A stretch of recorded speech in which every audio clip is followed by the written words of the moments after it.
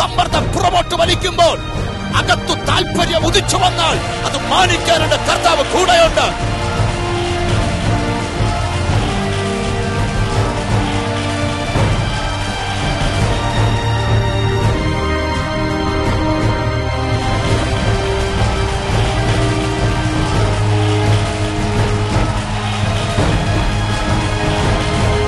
ഒരു സന്ദേശം, നിന്റെ ശാപയാത്രയിൽ യേശു ഇടപെട്ടാൽ ആ യാത്ര വിജയത്തിന്റെ യാത്രയാകും.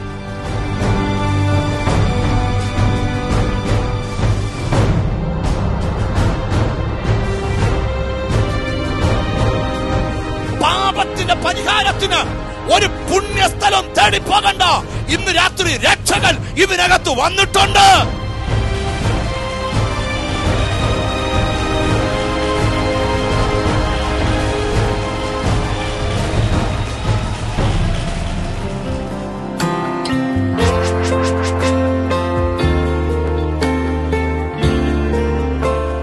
ജീസസ് വോയിസ് മിനിസ്ട്രിയുടെ എല്ലാ മാന്യ പ്രേക്ഷകർക്കും വേഗം വരുന്നവനായ യേശു ക്രിസ്തുവിൻ്റെ ധന്യനാമത്തിൽ എൻ്റെ സ്നേഹവന്ദനത്തെ അറിയിക്കുന്നു.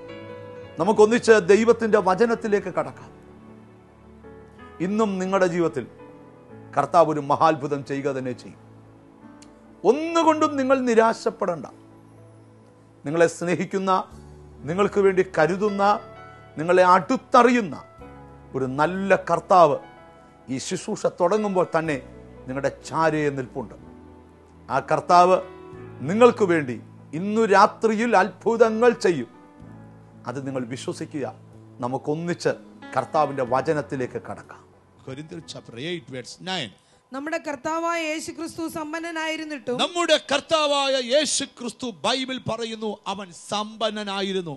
ഉറപ്പേണ്ട ഒരു ഹല്ലേലൂയ പറ. ഓ, അത് അത്ര ഉറപ്പ് പോരാ. നമ്മുടെ യേശു സമ്പന്നനത്രേ. നമ്മൾ ആരാധിക്കുന്ന രാജാവ് സമ്പന്നനത്രേ. ആമേൻ. പക്ഷെ അവൻ ദരിദ്രനായി ഭൂമിയിൽ വന്നു. എന്തിന്? അവൻ ദരിദ്രരായ നമ്മെ അവൻ സമ്പന്നനാക്കാനായി. നാം യേശുവിൽ ആയിരിക്കുന്ന കാലത്തോളം നാം ദരിദ്രരല്ല, നാം സമ്പന്നരത്രേ. നീ സമ്പന്നനെന്ന് വചനം പറയുമ്പോൾ ദാരിദ്ര്യം നിന്നെ വേട്ടയാടുന്നുണ്ടെങ്കിൽ നീ ഇന്ന് പ്രാർത്ഥിക്കണം, ആ ദുരാത്മാവ് നിന്റെ ജീവിതത്തിൽ നിന്ന് ഒഴിഞ്ഞു പോയേ പറ്റൂ. ആമി, ഒരു സന്ദേശം വിളിച്ചു പറയാം. ഇതുവരെ കണ്ടിട്ടില്ലാത്ത നന്മകൾ നിന്റെ തലമുറയ്ക്കകത്ത് വരാൻ പോകുകയാ. അത് തിരിച്ചറിയുന്നവർക്കായി ദൈവത്തെ വാഴ്ത്തുക. കൈ തൊട്ടടത്തെല്ലാം വന്ന പരാജയത്തെ നോക്കിക്കൊണ്ട് നീ പ്രവചിച്ചു പറയണം, ഇന്നൊരു നന്മ വെളിപ്പെടാൻ പോകുകയാ. ഈ ദൂത് പ്രസംഗിക്കുമ്പോൾ നിന്റെ പേഴ്സിനകത്ത് 0 ആയിരിക്കും ബാലൻസ്. നിനക്ക് കടമായിരിക്കും. പക്ഷെ കർത്താവ് പറയുന്നു, ഞാൻ സമ്പന്നനായ ദൈവമത്രേ, ഞാൻ സമ്പന്നനായ ദൈവമത്രേ. ഓ, ഈ പ്രപഞ്ചത്തെ നിർമ്മിച്ച ദൈവം പറയുന്നു, ഞാൻ സമ്പന്നനത്രേ. അവൻ സമ്പന്നനായിരുന്നു, പക്ഷെ അവൻ ദരിദ്രനായി ഭൂമിയിൽ വന്നു. എന്തിന്? ദരിദ്രരായ നിന്നെ അവൻ സമ്പന്നനാക്കി മാറ്റുവാൻ. റോമാലേഖനം 10-ാം അധ്യായം 12-ാം വാക്യം. യഹൂദനെന്നും യവനനെന്നും വ്യത്യാസമില്ല, യഹൂദനെന്നും യവനനെന്നും വ്യത്യാസമില്ല, എല്ലാവർക്കും കർത്താവ് ഒരുവൻ തന്നെ, എല്ലാവർക്കും കർത്താവ് ഒരുവൻ തന്നെ. അവൻ തന്നെ വിളിച്ചപേക്ഷിക്കുന്ന എല്ലാവർക്കും നൽകുവാൻ തക്കവണ്ണം, അവൻ തന്നെ വിളിച്ചപേക്ഷിക്കുന്ന എല്ലാവർക്കും നൽകുവാൻ തക്കവണ്ണം സമ്പന്നനാകുന്നു. അവൻ സമ്പന്നനാകുന്നു. ചേർന്നൊരാമി പറഞ്ഞാട്ട്.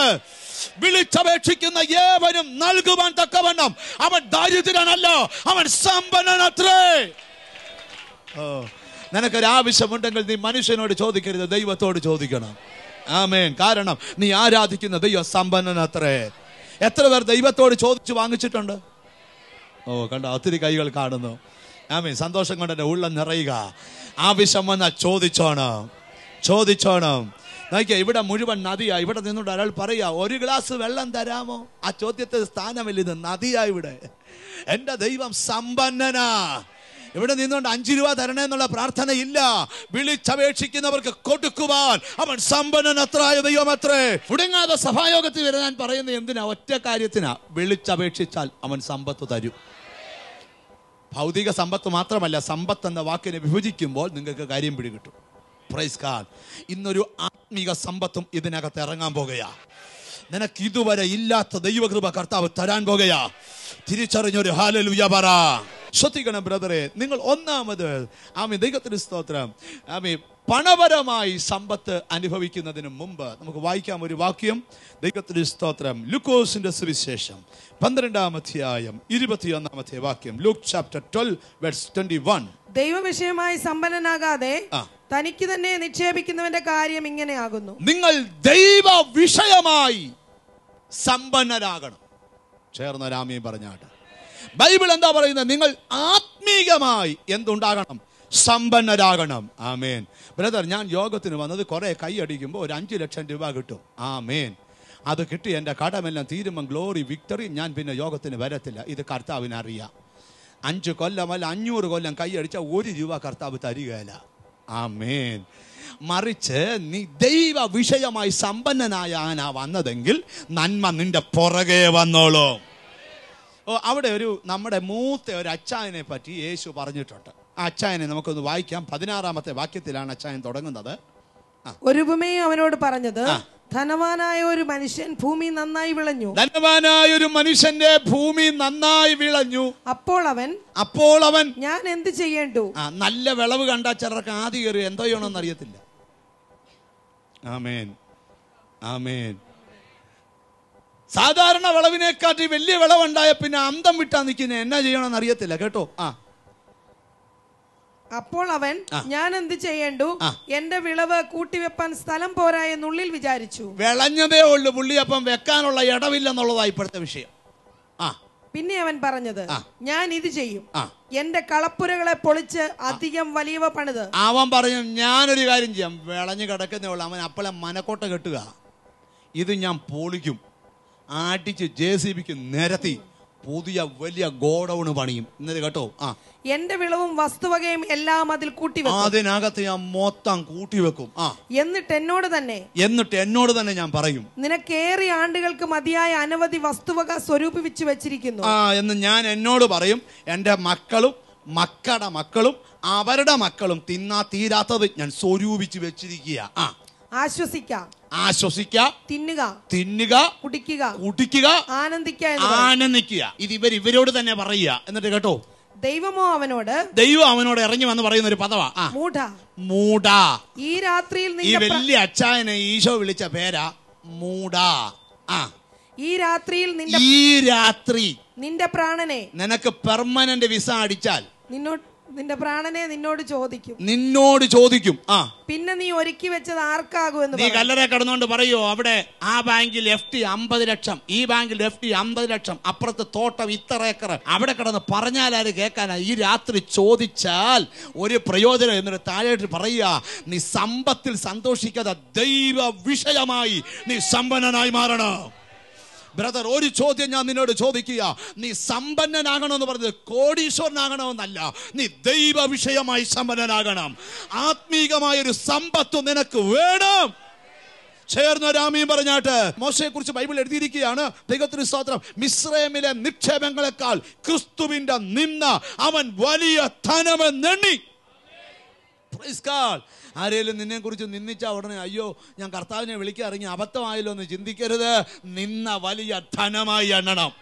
ബൈബിൾ പറഞ്ഞു, നിന്നെ കുറിച്ച് സകല തിന്മയും കളവായി പറയുമ്പോൾ നീ സന്തോഷിക്കണം. സ്വർഗത്തിൽ നിന്റെ പ്രതിഫലം ഭയങ്കരവാ. ചേർന്നൊരാമീ പറഞ്ഞാട്ട്.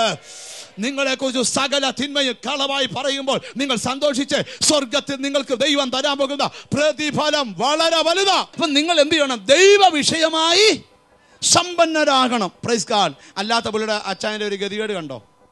സ്തോത്രം. ആ പുള്ളിക്കാരന് നല്ലൊരു വിളവ് വന്നതേ ഉള്ളൂ.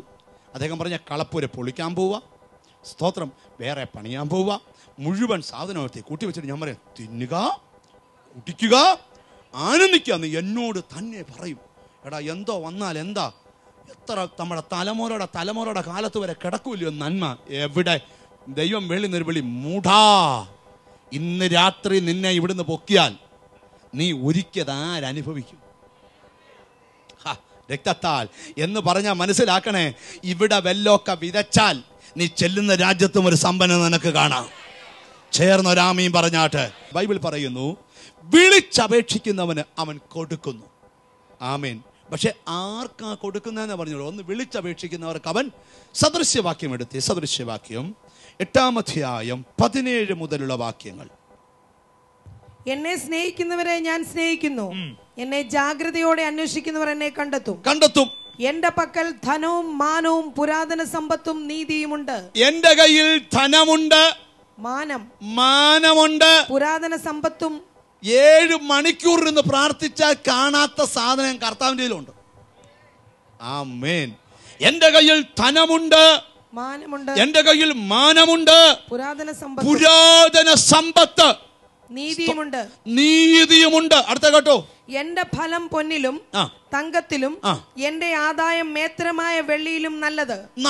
കേട്ടോണം. എന്നെ സ്നേഹിക്കുന്നവർക്ക് വസ്തുവക അവകാശമാക്കി കൊടുക്കുകയും. കൈയടിച്ച് പാടുന്നവർക്ക് തരാമെന്നല്ല, കർത്താവിനെ സ്നേഹിക്കുന്നവർക്ക് വസ്തുവക അവകാശമാക്കി കൊടുക്കുകയും. ഇന്ന് പ്രമാണം തീർക്കുവന്നു. രാമീൻ പറഞ്ഞില്ലല്ലോ. കർത്താവിനെ സ്നേഹിക്കുന്നവർക്ക് വസ്തുവക അവകാശമാക്കി കൊടുക്കുകയും. സ്നേഹിച്ചാൽ നിനക്ക് വസ്തുവകകളും അവരുടെ ഭണ്ഡാരങ്ങളെ നിറയ്ക്കുകയും ചെയ്യേണ്ടതിന് ഞാൻ നീതിയുടെ മാർഗത്തിലും ന്യായത്തിന്റെ പാതകളിലും നടക്കുന്നു. ഹല്ലേലൂയ. നിന്നെ ഭണ്ഡാരത്തെ കർത്താവ് നിറയ്ക്കുന്ന ദൈവമാ. അപ്പൊ നമ്മൾ ആരാധിക്കുന്ന ദൈവം ആരാ? ധനവും മാനവും പുരാതന സമ്പത്തുമുള്ള ഒരു കർത്താവിനെയാണ് നാം ആരാധിക്കുന്നത്. എനിക്കറിയാം ഇന്ന് ചിലർക്കൊക്കെ നന്മ റിലീസാക്കുന്ന ഒരു പകലാ. ദൈവം പറയുക, കവിഞ്ഞൊഴുകുന്ന ഒരു അനുഗ്രഹം ഇന്ന് നിന്റെ മേലോട്ട് കർത്താവ് പകരാൻ പോകുകയാ. മതി എന്ന് പറയുവോളം ഉയരത്തിൽ നിന്ന് ചില അനുഗ്രഹത്തെ എന്റെ കർത്താവ് അയക്കാൻ പോകുകയാ. എത്ര പേർക്ക് അതിനെ റിസീവ് ചെയ്യാൻ കഴിയും? ഈ ദൂത് തീരുന്നതിന് മുമ്പ് നിന്റെ വീടിനകത്ത് ദൈവത്തിന്റെ നന്മകൾ ഇന്ന് പകൽ അതിനെ എൻജോയ് ചെയ്യുക. പരിശുദ്ധാത്മാ പറയുന്നതിനെ റിസീവ് ചെയ്തോ. തമ്പുരാന്റെ കലവറ നിനക്ക് വേണ്ടി തുറക്കാൻ പോവുക. നിനക്കെതിരെ നിന്ദിച്ചവർ, അപവാദം പറഞ്ഞവർ, അവരെ നോക്കി വിളിച്ചു പറ, ഞാൻ ആരാധിക്കുന്ന ദൈവം ധനവും മാനവും പുരാതന സമ്പത്തുമുള്ള ഒരു ദൈവമത്രേ. തന്നെ സ്നേഹിക്കുന്നവർക്ക് അവനത് കൊടുക്കുന്നു. ആർക്കവനത് കൊടുക്കുന്നു? തന്നെ സ്നേഹിക്കുന്നവർക്ക്. കർത്താവിനെ കയറി ഭയങ്കരമായിട്ട് സ്നേഹിക്കണം. ആമേൻ, ആമേൻ. പ്രാർത്ഥനാ മുറിയിലൊക്കെ ഇടയ്ക്ക് കയറി വെച്ച് ഇഞ്ഞിട്ടൊന്നേ പ്രാർത്ഥിച്ച് കയറി കെട്ടിപ്പിടിക്കണം. കർത്താവെ വിടത്തില്ല. നീ നോക്കിക്കോണേ, ജ്ഞാനികളിൽ ഞാൻ ശലോമോൻ പറയുന്ന മറ്റൊരു ഭാഗം കൂടെ അതിനോട് ചേർന്നുണ്ട്. സദൃശവാക്യം 3-ാം അധ്യായം 16-ാം വാക്യം. അതിന്റെ വലങ്കയിൽ ദീർഘായുസും ഇടങ്കയിൽ ധനവും മാനവും ഇരിക്കുന്നു. തമ്പുരാന്റെ കയ്യിൽ വലങ്കയിൽ ദീർഘായുസ് വേണോ? അവന്റെ വലം കയ്യിൽ ദീർഘായുസ്, ഇടങ്കയിൽ ധനവും മാനവും ഇരിക്കുന്നു. ഇടങ്കയിൽ ധനവും മാനവും ഇരിക്കുക. നിങ്ങൾ നോക്കിയ കർത്താവ് ഇങ്ങനെ വലം കയ്യിൽ ദീർഘായുസും ഇടം കയ്യിൽ ധനവും മാനവും പിടിച്ചോണ്ട് ഇങ്ങനെ ഇറങ്ങുക യോഗത്തിനിടയ്ക്കോട്ട്. ഇങ്ങനെ വേണോ ഇങ്ങനെ വേണോ ചോദിച്ചോണ്ട്. ആമേൻ, ആമേൻ, ആമേൻ. അത്രയും ഒരു കർത്താവിനെയാണ് നമ്മൾ ആരാധിക്കുന്നത്. അവന്റെ വലം കയ്യിൽ ദീർഘായുസ്. ഞാനിവിടെ നിന്നുകൊണ്ട് ദൈവത്തിന്റെ ദൂത് വിളിച്ചു പറയാം, ആയുസ്സിനോട് പോരാടുന്ന അന്ധകാര ശക്തികൾ ഇന്ന് നിന്റെ കുടുംബത്തിൽ നിന്ന് ഇറങ്ങിപ്പോകണം. രക്തത്താൽ ജയം. നിന്റെ വീട്ടിൽ ശവപ്പെട്ടി വരുത്തുമെന്ന് പറയുന്ന മരണദൂതൻ യേശുവിന്റെ നാമത്തില് ഇന്നത്തെ ആരാധനയിൽ ഒഴിഞ്ഞു പോകട്ടെ. ചില ആത്മഹത്യയുടെ സ്പിരിറ്റിനെ യേശുവിന്റെ നാമത്തിൽ ഞാൻ ബ്രേക്ക് ചെയ്യുന്നു. ഇവിടെ നിന്നുകൊണ്ട് ഞാൻ ദൈവാത്മാവിൽ വിളിച്ചു പറയാം, ഈ ദൂത് കേൾക്കുന്ന നിന്നോട് സന്ദേശം, ആയുസ്സിനോട് പോരാടുന്ന, രക്തത്താൽ നിന്റെ ആയുസ്സിനെതിരെ വൃത്തം വരച്ചിരിക്കുന്ന പൈശാചിക ദുഷ്ടശക്തികൾ ഇപ്പോൾ അഴിഞ്ഞു പോകുകയോ. ഇന്ന് നിന്റെ ആയുസ്സിന്മേൽ ദീർഘായുസ് വരാൻ പോവാ. ഒന്ന് കൈ കൊടുത്ത് പറ, അവന്റെ വലം കൈയിൽ ദീർഘായുസ് ഉണ്ടെന്ന് പറ. എനിക്കറിയാം, എൻ്റെ കുടുംബത്തിൽ നിന്ന് ഒറ്റ ഒരെണ്ണം ജീവിച്ചിരിക്കത്തില്ലെന്ന് സകല മന്ത്രവാദികളും ആഭിചാരകന്മാരും വിധി എഴുതിയതാ. ഒരൊറ്റ 20 വയസ്സുകാരൻ്റെ പ്രാർത്ഥന വിധിയെ പൊട്ടിച്ചു. ഈ 3-ാം അധ്യായത്തിന്റെ 16 മുതലുള്ള വാക്യം ഒന്ന് നിർത്തി വായിക്കണം. അതിന്റെ വലങ്കയിൽ ദീർഘായുസും ഇടങ്കയിൽ ധനവും മാനവും ഇരിക്കുന്നു. അതിന്റെ വഴികൾ ഇമ്പമുള്ള വഴികളും അതിന്റെ പാതകളെല്ലാം സമാധാനവുമാകുന്നു. അതിനെ പിടിച്ചുകൊള്ളുന്നവർക്ക് അത് ജീവവൃക്ഷം. പിടിച്ചുകൊണ്ടാൽ അത് ജീവവൃക്ഷം. അതിനെ കരസ്ഥമാക്കുന്നവർ ഭാഗ്യവാന്മാർ. ജ്ഞാനത്താൽ യഹോവ ഭൂമിയെ സ്ഥാപിച്ചു, വിവേകത്താൽ അവൻ ആകാശത്തെ ഉറപ്പിച്ചു. അവന്റെ പരിജ്ഞാനത്താൽ ആഴങ്ങൾ പിളർന്നു, മേഘങ്ങൾ മഞ്ഞു പൊഴിക്കുന്നു. മകനെ ജ്ഞാനവും വകതിരിവും കാത്തുകൊള്ളുക. വകതിരിവില്ലാത്തവരോടാ തോന്നുന്നു. വകതിരിവും കാത്തുകൊള്ളുക. അവൻ നിന്റെ ദൃഷ്ടിയിൽ നിന്ന് മാറിപ്പോകല്ല. അവൻ നിനക്ക് ജീവനും നിന്റെ കഴുത്തിന് അലങ്കാരവുമായിരിക്കും. അങ്ങനെ നീ നിർഭയമായി വഴിയിൽ നടക്കും, നിന്റെ കാൽ ഇടറുകയില്ല. നിന്റെ കാൽ ഇടറത്തില്ല. നിന്നെ നിന്ദിച്ചവർ മുമ്പിൽ നിനക്കൊരു മാനം വരാൻ പോവാ. ചേർന്നൊരാമയും പറഞ്ഞാട്ടെ. അവൻ നിന്നെ ഒരു മാനപാത്രമാക്കി മാറ്റാൻ പോകുകയാ. നിനക്കെതിരെ അപവാദം പറഞ്ഞതിന് മുമ്പിൽ അവൻ നിന്നെ മാനപാത്രമാക്കാൻ പോകുകയാ. സദൃശ്യവാക്യം 22-4 താഴ്മയ്ക്കും യഹോവ ഭക്തിക്കുമുള്ള പ്രതിഫലം ധനവും മാനവും ജീവനുമാകുന്നു. താഴ്മയ്ക്കും യഹോവ ഭക്തിക്കുമുള്ള പ്രതിഫലം ധനവും മാനവും ജീവനുമാകുന്നു. അപ്പൊ ധനവും മാനവും ജീവനും കിട്ടണ ഒരു കാര്യമാണ് താഴ്മ. ഒന്ന് കൈ കൊടുത്ത് പറ, താഴ്മ ഉണ്ടാകണമെന്ന് പറ. ഞാൻ പിടിച്ച മൊയിലിന് 3. നിങ്ങൾക്ക് എന്താ ഉണ്ടാകണം? താഴ്മ. പേപ്പറിൽ എഴുതിക്കൊണ്ടുണ്ടെന്നാൽ ഒക്കത്തില്ല. ബൈബിളിൽ അത് കിടപ്പുണ്ടല്ലോ എന്ന് പറഞ്ഞ് ഒക്കത്തില്ല. അനുഭവത്തിൽ വരണം. താഴ്മയുണ്ടാകണം. ഈ താഴ്മയുണ്ടെങ്കിൽ അവൻ എന്തോ ഉണ്ട്? ഉയർച്ചയുണ്ട്. സ്വയം ഉയരാൻ ശ്രമിച്ചാൽ ആരും ഉയരത്തില്ല. തമ്പുരാൻ അത്രേ ഒരുവനെ ഉയർത്തിക്കൊണ്ടുവരുന്നത്. എളിയവനെ പൊടിയിൽ നിന്നും ദരിദ്രനെ കുപ്പയിൽ നിന്നും ഉയർത്തി പ്രഭുക്കന്മാരോട് ഇരുത്തുവാൻ അവൻ ശക്തനായ ദൈവം അത്രേ. ഇതുവരെ കാണാത്തൊരു അനുഗ്രഹം നിന്റെ കുടുംബത്തിൽ കർത്താവ് തരാൻ പോകുകയാ. ഇതുവരെ വെളിപ്പെടാത്തൊരു നന്മ നിന്റെ വീട്ടിൽ തരാൻ പോകുകയാ. നിനക്കത് വിശ്വസിക്കാമോ? ഇതുവരെ നടക്കാത്ത അത്ഭുതങ്ങൾ. എന്റെ കർത്താവിന്റെ കയ്യിൽ ധനമുണ്ട്. കർത്താവിന്റെ കയ്യിൽ മാനമുണ്ട്. പുരാതന സമ്പത്തുണ്ട്. വീട്ടിൽ വരുന്നവർ അങ്ങോട്ട് ചെല്ലുമ്പോൾ ചിരിച്ചോണ്ട് ചെല്ലുമ്പോഴേക്കും എന്നാ പറ്റി പോയവരല്ലോ. അത് കർത്താവിൻ്റെ കയ്യിൽ ധനമുണ്ട്, കർത്താവിൻ്റെ കയ്യിൽ മാനമുണ്ട്. നീ എല്ലാം ഒന്ന് മാതി മറന്നേ. 2000 രൂപയുടെ കണക്കും പറഞ്ഞുകൊണ്ടിരിക്കാതെ കുനിഞ്ഞിരിക്കാതെ ആണുങ്ങളെ പോലെ ഒന്ന് നൂന്നിരുന്നേ. കർത്താവ് പറയുന്നത് അവൻ്റെ പുരാതന സമ്പത്തുണ്ടെന്നാ.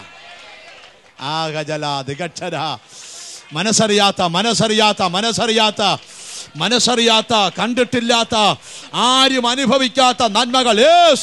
നിങ്ങൾ ദൈവ വിഷയമായി സമ്പന്നർ ആകണം. വായിക്കാം യാക്കോബിന്റെ ലേഖനം 2-ാം അധ്യായം 5-ാം വാക്യം. പ്രിയ സഹോദരന്മാരെ കേൾപ്പീൻ. ദൈവം ലോകത്തിൽ ദരിദ്രരായവരെ വിശ്വാസത്തിൽ സമ്പന്നരും തന്നെ സ്നേഹിക്കുന്നവർക്ക് വാഗ്ദത്തം ചെയ്ത രാജ്യത്തിന്റെ അവകാശികളുമാകേണ്ടത്. നിങ്ങളെ അവൻ വിശ്വാസത്തിൽ സമ്പന്നർ. ചിലർ വിശ്വാസത്തിൽ ഭയങ്കര സമ്പന്നരാ. ആമേൻ. വിശ്വാസം പറയുന്ന കാര്യത്തിൽ ഒരു മിടുക്കലാ, പക്ഷെ പ്രവൃത്തിയിലില്ല. ആമേൻ. ഒന്ന് കൈ കൊടുത്ത പറയാം, വിശ്വാസത്തിൽ സമ്പന്നരാകണമെന്ന് പറഞ്ഞു. വിശ്വാസത്തിൽ സമ്പന്നരായ പ്രത്യേകത വിശ്വാസമുള്ള വാക്ക് പറയണം. ആമേൻ. വിശ്വാസത്തിൽ സമ്പന്നരാന്ന് അറിയുന്നത് എങ്ങനെയാ? വിശ്വാസമുള്ള വാക്ക് പറയണം. ഒരാളോട് പറയാം, ബ്രദർ ഭയങ്കര കടാ ബ്രദറെ, ഒന്നും പേടിക്കണ്ട ബ്രദറെ, ധനവും മാനവും പുരാതന സമ്പത്തും കർത്താവിൻ്റെ ഇരിക്കുകയല്ലേ, ബ്രദർ എന്തിനാ പേടിക്കുന്നത്? ഇനി ഞാൻ പ്രാർത്ഥിക്കും, അത്ഭുതം നടക്കും. നിങ്ങൾ വിശ്വാസത്തിൽ സമ്പന്നരാകണം. അത് ദൈവം ആഗ്രഹിക്കുന്നു, അത് പരിശുദ്ധാത്മാവ് ആഗ്രഹിക്കുന്നു, അത് പുത്രനാം ദൈവം ആഗ്രഹിക്കുന്നു. അത് തിരിച്ചറിയുന്നവർക്കായി ഞാൻ ദൈവത്തെ വാഴ്ത്തുക. നിങ്ങൾ വിശ്വാസത്തിൽ സമ്പന്നരാകട്ടെ. Oh Jesus. ബ്രദർ വിശ്വസിച്ചാൽ മതി, മഹത്വം ഇറങ്ങും. ഇന്നിവിടെ ആയുസിനോട് പോരാടാൻ വരുന്ന പിശാച്, പോടാ പിശാച, വലം കൈയിൽ ദീർഘായുസ്, ഇടം കൈയിൽ ധനവും മാനവും, അതുമായിട്ട് 7 നിലവിളക്കുടെ നടുവിൽ കൂടെ നടക്കുന്നവൻ, തേജസ് വാരി ഉടുത്തോണ്ട് നിൽക്കുന്നവൻ, തത്വത്തിന്റെ മുദ്രയായവൻ, ധന്യനായ ഏക സകലവും തന്നെ ശക്തിയുള്ള വചനത്താൽ വഹിക്കുന്നവൻ, അവൻ ഇതിന്റെ നടുവിലുണ്ട്.